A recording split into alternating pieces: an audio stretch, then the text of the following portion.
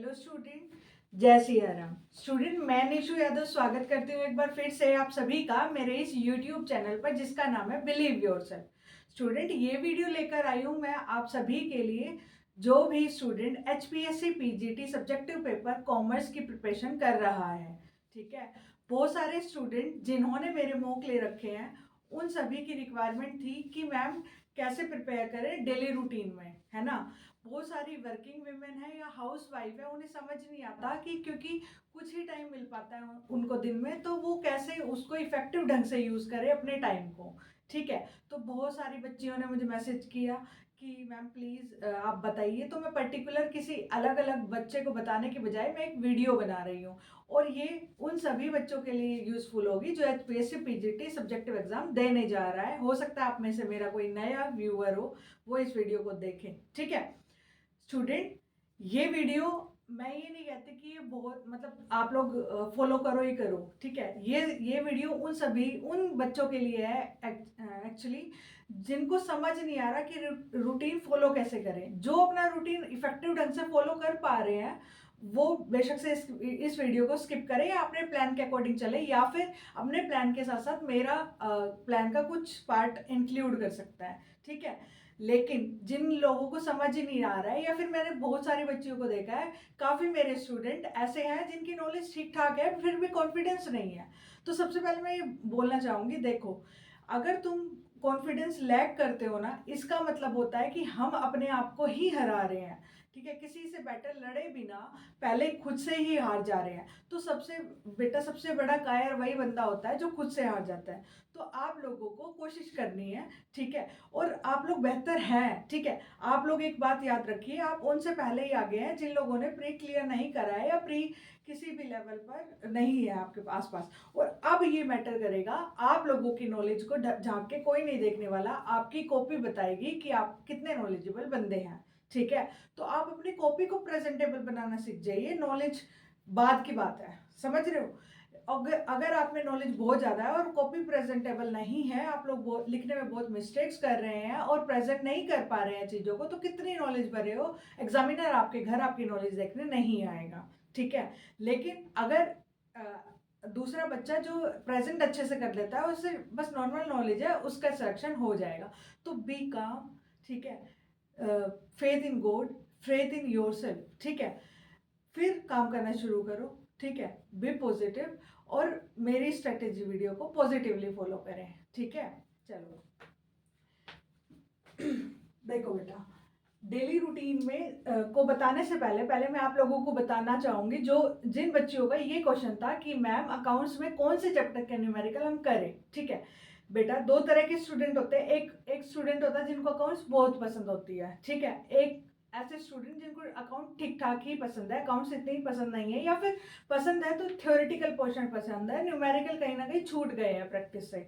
ठीक है, देखो कोई चीज़ पसंद या नापसंद का रीज़न होता है जब आपकी प्रैक्टिस में चीज़ें नहीं रहती हैं, आप रूटीन के नहीं है। मान लो बहुत एक बच्ची है जिसकी मतलब शादी के बाद अब ये बहुत टाइम बाद प्रिपरेशन करने लगी है, अब उसे लगता है कि कौन न्यूमेरिकल, ना तो उसके पास इतना टाइम है कि एक एक न्यूमेरिकल सोल्व करने बैठे और ना उसे पता है। ठीक है, तो मैं आपको एक एक ओवरव्यू दे देती हूँ कि कौन से चैप्टर के न्यूमेरिकल जिन लोगों को मतलब अकाउंट्स बहुत ज़्यादा पसंद नहीं है, तो इन न्यूमेरिकल्स को तो ना छोड़े। ठीक है, फिर बहुत रिस्की हो जाएगा आपका पेपर। ठीक है, हो सकता है, देखो मैं ये नहीं बोल रही हूँ, हो सकता है आपका पेपर इन न्यूमेरिकल के बिना बन जाए। ठीक है, लेकिन आप लोग रिस्क नहीं ले सकते बच्चा, क्योंकि ये एडवांस लेवल का पेपर है। आप लोग समझ सकते हैं यहाँ पर आप कट थ्रोट कंपटीशन होने वाला है। तो आप लोग अपनी तरफ से कोई रिस्क नहीं लेंगे, एक दो बार आप रीड करेंगे। अगर आपको समझ नहीं आता है ना, तो बोरिंग तरीके से आपको अकाउंट्स की बुक खोल के और नोटबुक खोल के सोल्व करने की ज़्यादा ज़रूरत नहीं है। आप वीडियोस की हेल्प लो। फिजिक्स वाला में काफ़ी वन शॉट वीडियोस डाली हुई है, आप लोग 11th-12th के पोर्शन को वहाँ से कवर करें, अकाउंट्स के काफ़ी अच्छी वीडियोस हैं वो। ठीक है, आप देखो, अब वो बच्चे जो जिनको अकाउंट्स पसंद है, मैं उनको ये कहूँगी, खासकर बॉयज क्या करते हैं, थ्योरेटिकल पोर्शन में थोड़े कम होते हैं लेकिन न्यूमेरिकल में ठीक ठाक होते हैं। तो मैं ये कहूँगी बेटा, आप लोग न्यूमेरिकल पोर्शन में ना छोड़ें, पार्टनरशिप का भी करें और कंपनी को भी करके जाएं ठीक ठाक से, ठीक है। लेकिन मैं ये नहीं कहूँगी कि पेपर में भर भर के न्यूमेरिकल आएंगे, नहीं। एक रेशो डिसाइड होता है बेटा, उस रेशो से चीज़ें ऊपर या नीचे थोड़ी बहुत हो सकती है, ज़्यादा नहीं होगी। तो आपके में भर भर के न्यूमेरिकल नहीं आएंगे, हाँ 2-4 मिलेंगे देखने को आपको, ठीक है, क्योंकि अकाउंट्स में आपका पोर्शन है, मिलेंगे देखने को। तो ऐसा पोर्शन जो आप नहीं छोड़ सकते, पहले तो वो चीज़ बताऊंगी मैं आप लोगों को, ठीक है। देखो, अकाउंटेंसी में न्यूमेरिकल पोर्शन कौन कौन सा आएगा, ठीक है। मतलब इसके बिना थोड़ा सा पेपर बनना मुश्किल है, तो ये कहीं ना कहीं पूछा जाएगा आपको। देखो रेशियो एनालिसिस, देखो बेटा, रेशियो एनालिसिस में बच्चे डरते हैं, बट डरने की कोई बात नहीं है। इसमें फॉर्मूलाज है, और अगर आपको बैलेंस शीट का फॉर्मेट अच्छे से याद है ना, तो इसके फॉर्मूला भी याद हो जाएंगे, ठीक है। तो बैलेंस शीट का परफॉर्मा तो भाई रट लो, आप लोग समझ रहे हो, समझ जाओ कि भाई क्या है क्या नहीं, शेड्यूल फर्स्ट के अकॉर्डिंग, ठीक है।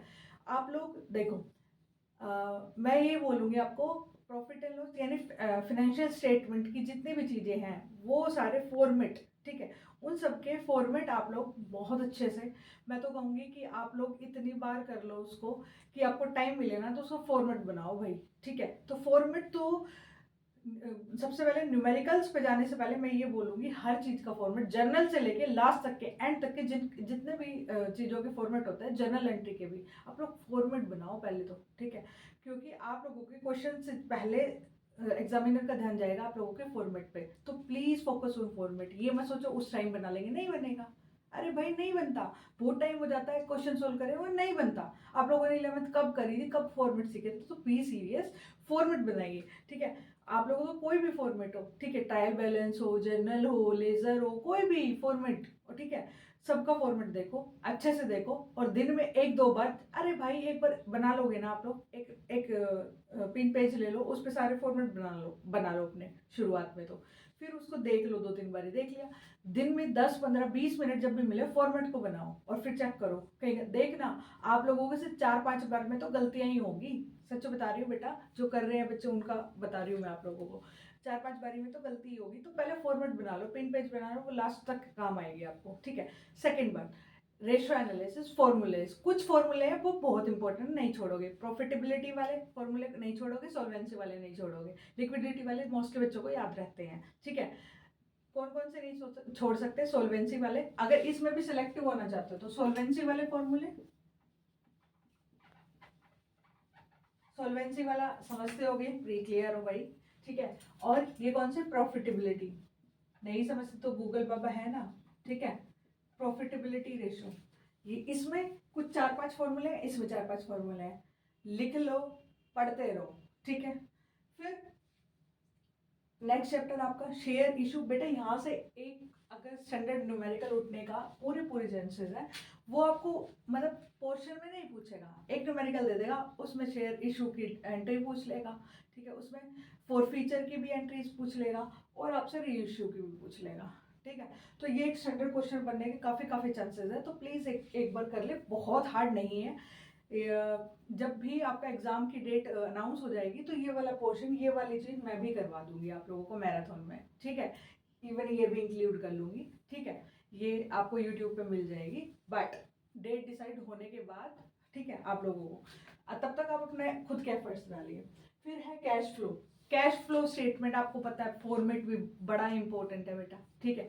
फॉर्मेट करो इसका सबसे पहले, ठीक है। फिर कैश फ्लो को, न्यूमेरिकल को आप नहीं छोड़ सकते, बिकॉज 2 रीज़न है इसके। देखो, कैश फ्लो का न्यूमेरिकल बहुत बड़ा होता है, अगर एक फॉर्मेट को पूछा जाए और उसमें 2-4 एडजस्टमेंट एंट्री डाल दे, 10 नंबर का क्वेश्चन बन जाता है। तो आप लोग भी मेरे हिसाब से इस बात को समझते होंगे, यहाँ से 10 नंबर के 10 मार्क्स का क्वेश्चन उठने के पूरे चांसेस हैं, ठीक है। तो आप कैश फ्लो भी नहीं छोड़ोगे, ठीक है। और फंड फ्लो में तो कुछ नहीं है, फंड फ्लो में नहीं है, लिखा नहीं है, पर फंड फ्लो का इतना वो मतलब इतना बड़ा न्यूमेरिकल नहीं होता, बट इन दोनों को मिला के भी दिया जा सकता है। तो फंड फ्लो में तो वर्किंग कैपिटल के इफेक्ट और आपके सोर्सेज ऑफ फंड और एप्लीकेशन ऑफ फंड वही देखना है, तो बहुत बहुत ज़्यादा हार्ड भी नहीं है, तो इसको भी देख लेना। और पार्टनरशिप में जो बच्चे सेलेक्टिव होना चाहते हैं, तो गुडविल को मत छोड़ना, गुडविल के जो 5 मेथड है ना भाई, गुडविल निकालने के, ठीक है, एवरेज मेथड, कैपिटलाइजेशन मेथड, ठीक है, वो वाला सुपर नॉर्मल मेथड, तो वो वाला सुपर नॉर्मल प्रॉफिट है, सॉरी, ठीक है। ये वाले गुडविल वाला वो वाला पोर्शन मत छोड़ना, मत छोड़ना, ठीक है। हिडन गुडविल मतलब पूछ लेगा गुडविल का, यहाँ से अगर पूछेगा पार्टनरशिप से तो गुडविल के काफ़ी अच्छे चांसेस है, बाकी तो भाई वो पूछ ही सकता है, ठीक है। बाकी आपको आता भी होगा सेक्रीफाइसिंग गेनिंग ये रेशो निकालना। और डिबेंचर में वैसे मुझे पता है 12th क्लास से सबको डर लगता है मैम डिबेंचर छोड़ देगा, आप लोगों ने भी कहीं ना कहीं छोड़ा होगा, ठीक है। या फिर जिसने किया है वो तो करके जाए, जिसने नहीं किया तो डिबेंचर में डिबेंचर रिडेम्पशन रिजर्व ये बड़ा इंपॉर्टेंट है, इसको करके जाएं, ठीक है। तो न्यूमेरिकल पोर्शन, जिन बच्चों ने मुझसे ये पूछा था न्यूमेरिकल, तो बेटा ये वाले पोर्शन आप जरूर करें, ठीक है। इसके हो सके तो जिनको फोबिया है अकाउंट का, अकाउंट्स के न्यूमेरिकल का, तो फोबिया निकालो, आप बड़े हो गए हो, ठीक है। तो और एक छोटी सी नोटबुक जिन्होंने भी मेरे मॉक ले रखे हैं उनको बता रखा है कि एक नोटबुक बनवाइए सेपरेट, उसमें आप अपने ये फॉर्मूलाज फॉर्मेट लिखे। डेली रूटीन में बेटा 10 मिनट लगेगी आपको इन सब चीज़ों को देखने में, 10, जब आप देखेंगे 10-15 मिनट, लेकिन वो 10-15 मिनट आपकी लाइफ को चेंज कर देंगे। तो इसलिए बोल रही हूँ आप क्या करें, एक बार फॉर्मेट्स के साथ देखें और न्यूमेरिकल्स को इन न्यूमेरिकल को छोड़ के ना जाएं, ठीक है। अब देखो, अब मैं बताती हूँ बेटा आप लोगों का रूटीन कैसा हो, ठीक है। मैं ये बहुत अर्ली मॉर्निंग में ये वीडियो शूट करी, तो हो सकता है मेरी आवाज़ थोड़ी कम हो क्योंकि एनर्जी लेवल इतना नहीं होता, या चिल्ला चिल्ला के नहीं बोल सकते, ठीक है। तो देख लेना, एक आप लोगों को आराम से ऑडिबल तो होगा। देखो बेटा क्या होता है रूटीन में, देखो दो बच्चे होते हैं, एक तो मतलब भाई काम तो बहुत है लेकिन छोड़ छाड़ के सब तब प्रिपरेशन कर रहे हैं। एक बच्चा जो छोड़ नहीं सकता और वर्किंग में ही है या फिर हाउस वाइफ है, उसके साथ प्रिपरेशन कर रही है। तो दोनों के लिए मैं एक मतलब डेली रूटीन की ये वीडियो है मेरी, ठीक है। तो जो वर्किंग है और हाउस वाइफ है ना, उनके लिए क्या करें, और मॉक को और स्टडी को दोनों को एक साथ कैसे मैनेज करें, ठीक है। देखो सबसे पहले तो बेटा मैं आप लोगों को बताना चाहूँगी कि मैं आप लोगों को मॉक देती हूँ मेरे बिलीव योरसेल्फ ऐप पर, बिलीव योरसेल्फ ऐप पर, जैसे मेरा ये यूट्यूब चैनल का नाम है ना बिलीव योरसेल्फ, ऐसे ही मेरी ऐप का नाम भी, एप्लीकेशन का नाम भी बिलीव योरसेल्फ है, ठीक है। आप लोग प्ले स्टोर से डाउनलोड करो या फिर मेरे इस वीडियो के डिस्क्रिप्शन बॉक्स में आप लोगों को लिंक मिल जाएगा, आप इजीली डाउनलोड करें, मॉक लें वहाँ से। मैं आप लोगों को मॉक प्रोवाइड करूंगी टिल एग्जाम, चाहे एग्जाम आपका कभी भी हो, फैब तक जाए, ठीक है। चाहे मुझे 20 मॉक बनाने पड़े, 30 बनाने पड़े, अभी उसमें 6 मॉक डले हुए हैं।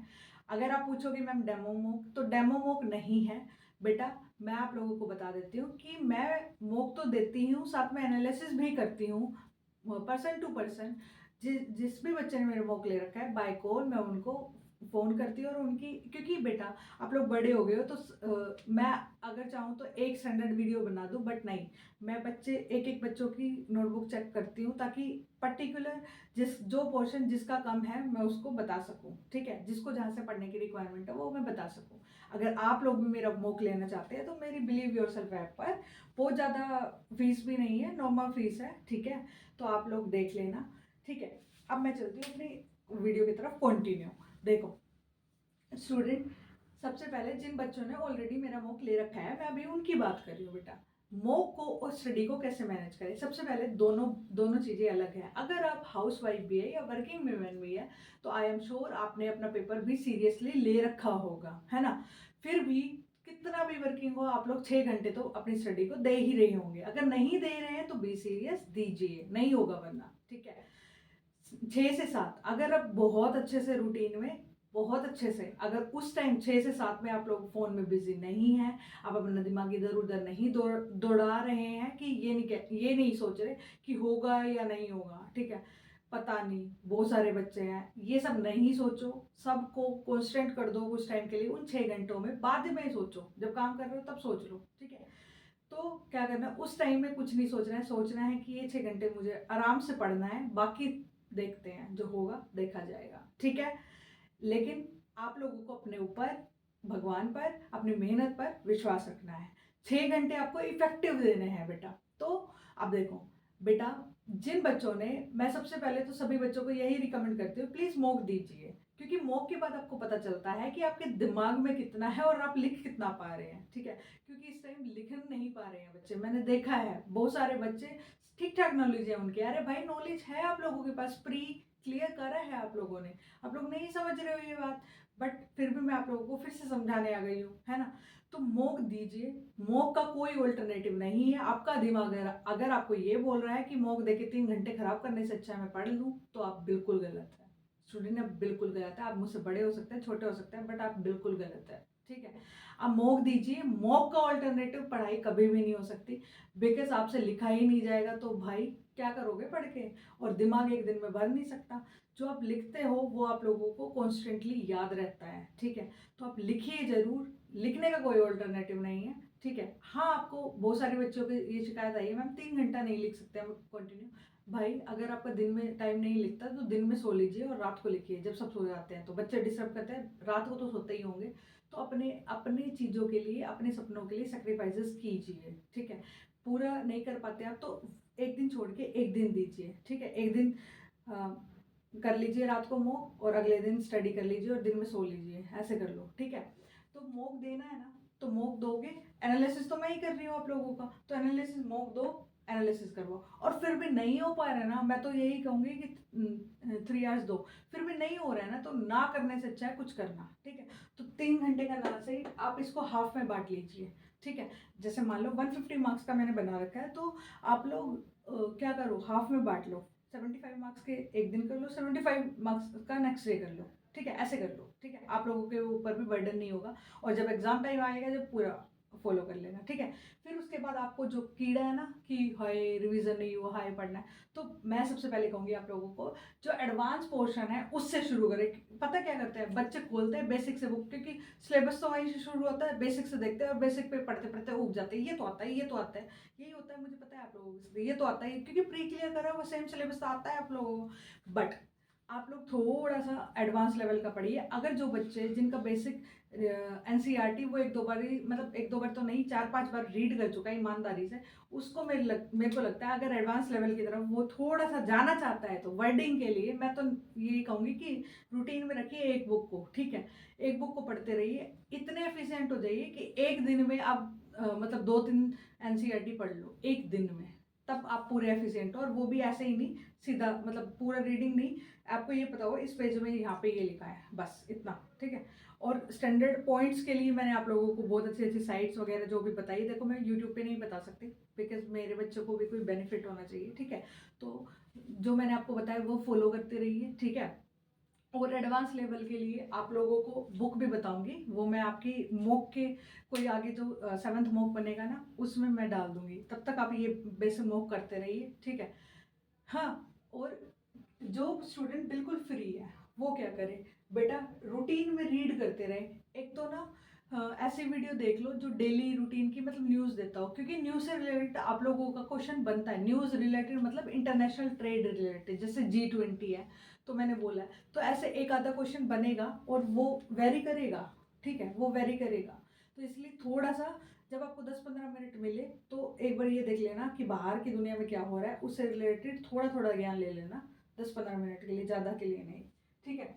फिर उसके बाद रिवीजन रूटीन में रखिए, और मॉक आप लोग भी देते रहिए। आप लोग तो पूरा स्टडी पे हैं तो मॉर्निंग आवर्स आप लोग मॉक में दे दीजिए, जैसे जो पूरे स्टडी पे हैं। तो मान लो अगर आप सुबह उठने वाले बच्चे हैं तो 5 बजे उठ जाते हैं, तो आप सबसे पहले अपना फ्रेश होके 6 बजे से लेकर 9 बजे तक मॉक दे दीजिए। मॉक दे के अपना ब्रेकफास्ट कीजिए, ब्रेकफास्ट के बाद ठीक है, आपको अगर काम होता है तो ठीक है थोड़ा काम कर लीजिए। फिर उसके बाद क्या हुआ, 9 बजे तक हुआ था, फिर एक बार ये आपने ब्रेकफास्ट वगैरह 1 घंटे का ले लिया पूरा स्लॉट, फिर 11 बजे फिर बैठ गए। 11 बजे क्या करो आप लोग, या तो एनसीईआरटी से प्लीज़ उभो मत, वो जितनी बार भी पढ़ोगे नई चीज़ आएगी, पर शर्त ये है कि ध्यान से पढ़ रहे हो, ठीक है। एनसीईआरटी लो, एनसीईआरटी बेसिक के लिए लो, एडवांस लेवल के लिए कोई और बुक जो भी आपके पास अवेलेबल हो, एमकॉम की या बीकॉम की, जो भी अवेलेबल हो, मार्केट में खरीदने मत जाना, अवेलेबल हो उस बुक को पकड़ो, वहाँ से वो पोर्शन करो। कुछ भी नहीं मिलता तो अपने वेबसाइट्स पे ढूंढो, अच्छी अच्छी वेबसाइट्स हैं जो आप लोगों को बताई हुई है, वहाँ से ढूंढो, वहाँ से पोर्शन कवर करो। जो एडवांस लेवल का पोर्शन है उसको कवर करो, बेसिक पे शुरू होकर बेसिक पे ख़त्म मत हो जाओ, ठीक है। लास्ट से शुरू करो सिलेबस को, लास्ट से, ताकि आप लोगों को कुछ छूटे नहीं। शुरू से करोगे फिर थक जाओगे इजी में, ठीक है। फिर उसके बाद मतलब ऐसे रूटीन के अपने वो बना लो कि भाई मुझे अकाउंट्स में ये वाला पोर्शन रिवाइज करना है और बीएसटी में ये वाला पोर्शन रिवाइज करना है। फिर उसके बाद शाम का स्लॉट क्या करोगे आप जो शाम का स्लॉट है, जो रूटीन में सिर्फ पढ़ते ही हैं, शाम का दोपहर में फिर आराम कर लो, शाम का स्लॉट में क्या करो, जो पढ़ा है उसको लिख के देखना, मॉक के फॉर्म में नहीं, जो पढ़ा है उसको एक बार रफ नोट में लिख के देखना, पॉइंट्स पॉइंट्स करो, जो पढ़ा है उसको रिकॉल करके और लिखना, बेटा डैम श्योर आपका हो जाएगा, ठीक है। और ये वाले बच्चे भी जिनको टाइम मिले या फिर जिस दिन डिमोटिवेट फील हो रहा हो, पेन उठाओ, सीधा जो याद है उसको लिखना शुरू करो, फिर उसको बुक से मैच करो या स्टैंडर्ड पॉइंट लिखो। जैसे मान लो सोल प्रोप्राइटरशिप के फीचर्स लिखवाए तो बहुत इजी फीचर्स बच्चे लिखते हैं, तो उसमें सोचो एडवांस लेवल पे जाके क्या लिख सकते हैं, मतलब बच्चों से भीड़ से थोड़ा अलग, ठीक है। तो वो वाली चीज़ें देखना है आपको, तो एडवांस लेवल के थोड़े से पॉइंट्स पढ़ो, ठीक है, अच्छी वेबसाइट से पढ़ो, अच्छी बुक से रीड करो, ठीक है, अच्छे टीचर से। और मैं आज तक की जितने भी वीडियो बनाई है मैंने HPSC मॉक से रिलेटेड, मैंने सभी बच्चों को ये बोला है, जो जिनके पास ऑफलाइन गाइडलाइन मिल जाए प्लीज़ ऑफलाइन गाइडलाइन ले ले, ठीक है। मैं ये नहीं कहती पर्टिकुलर मेरा कोर्स अच्छा है मतलब मॉक का, या फिर किसी पर्टिकुलर टीचर का, आपको ऑफलाइन मिले तो भी बहुत अच्छा है, बट स्टूडेंट प्लीज़ अपने मॉक का एनालिसिस जरूर कराएं किसी अच्छे टीचर से, ठीक है। स्टूडेंट मैं निशु यादव एंड करती हूँ मेरी इस वीडियो का, ठीक है। उससे पहले मैं एक बात और बोलना चाहूँगी आप लोगों को, अगर जैसे बच्चों ने मेरे से क्वेश्चन पूछा, अगर आप लोगों के भी कोई क्वेश्चन है तो आप लोग कमेंट सेक्शन में पूछे, ठीक है। मैं एंड करती हूँ इस वीडियो का, मिलते हैं मेरी नेक्स्ट वीडियो में, तब तक के लिए जय श्री राम।